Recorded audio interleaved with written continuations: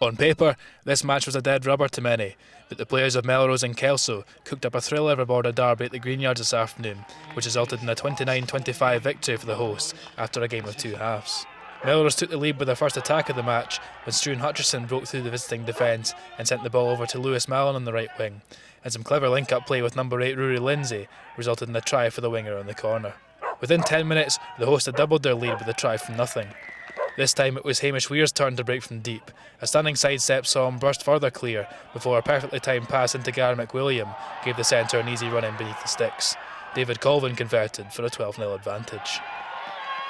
At this point, Melrose were really starting to turn the screw, and they were rewarded with a third try in the 15-minute mark as Donald Crawford burst through the defensive line for a simple stroll-in.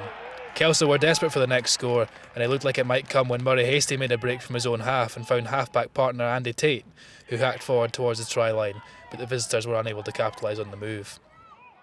Just as Kelso were starting to get a foothold in the match, they were dealt the ultimate sucker punch when Melrose claimed their bonus point on the half-hour mark. This time it was Jack Dobie who found space before offloading into Ross McConnell, who strolled in for the converted score. The visitors responded immediately as Bruce McNeil benefited from a Melrose juggle on their own line. The ball was chipped wide to Frankie Robson, who powered his way over the whitewash, bringing the score to 26-5. With the final play of the first half, it looked like Melrose would add a fifth try to their tally with the 5-metre scrum, but an interception from Kelso fullback Aaron Jackson saw him set off for the line. He was chased down and hunted all the way by Hutchison, but the Kelso man had just enough to finish in the corner, with the subsequent injury ending his match early. The visitors made a bright start to the second half and were given the chance to reduce the deficit further with a penalty, which Dwayne Patterson slotted between the uprights. Melrose's Crawford continued to be a real threat at outside centre, and when he strolled through the defensive line on 46 minutes, it looked like another score was in the cards, but Hutchison was unable to collect his pass and the move came to nothing. Kelso continued their comeback with a period of sustained pressure midway through the second half and scored their third try of the afternoon when Tate found Angus Roberts in the left-hand corner. Melrose players and coaches were convinced the winger was tackled into touch, but the try was awarded and the visitors' belief grew. A number of handling errors and ill discipline were starting to trouble Melrose as the half wore on, and Kelso secured their bonus point when Roberts did well to withstand the pressure of two tacklers to bury his way over. Patterson converted, and from being 26-0 down, the score was suddenly 26-25. With 10 minutes remaining, Melrose registered their first points of the second half as David Colvin landed a long-range penalty to extend its size lead to 4 points. In the closing stages, applause was heard all around the Greenyards as Captain Richard Ferguson left the field in his final home game following 246 appearances in Melrose colours.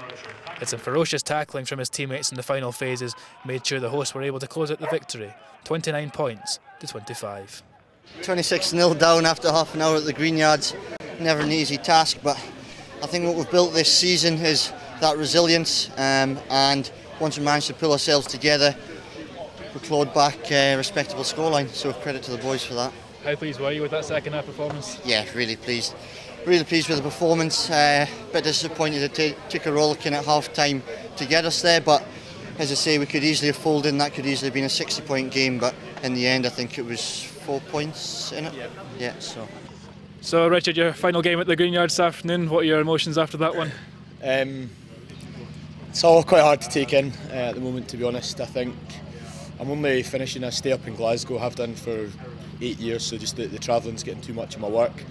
I would love to keep playing. I'm only 30, so I think I've probably got another couple of years, so we'll see. We'll maybe move down here at some point in the future, and whether that's to play for the Melrose Storm or the first team, we'll see. But I'm really glad we won today and finished on a high. Some people had today down as a dead rubber, but border derbies never worked like that. That was a hell of a game out there. Nah, that was literally our team talk. Was like Kelso, obviously we were missing a few boys, and so we just were really careful not to take them lightly. And I think you've seen that at the start. We were flying out the blocks, probably let them back in the game a bit. But whenever you've got Bruce on the pitch and Jacko at the back and some of the other players, they're always going to give you a game, I think. So. How pleased were you with that first half in particular?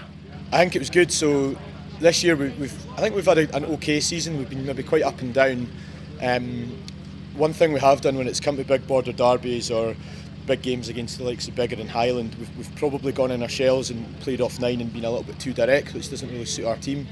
So I'm really pleased that the way, actually, despite it being a border derby and all the kind of blood and fury that comes with that, we did play the ball away, and that, I think is a nice way to end the season for the boys that are going on to next year. Yeah, we saw your emotion as you came off the pitch there near the end. I mean, how much has this club meant to you over the years? Honestly, everything. Like, I've played here since 2009, and it's a massive reason I wouldn't play for another team. That's probably the best way I can describe it. Like, it feels like home. I've played here with some of my best mates since high school, straight out the Wasps, and we've had some amazing times, like four Premiership titles, played at Murrayfield a few times, but actually these last couple of years have been quality as well, like with the Knights moving on and me and a couple of others choosing to stay with the club team. I've really enjoyed that, and maybe had a wee bit more impact in the game as well. So.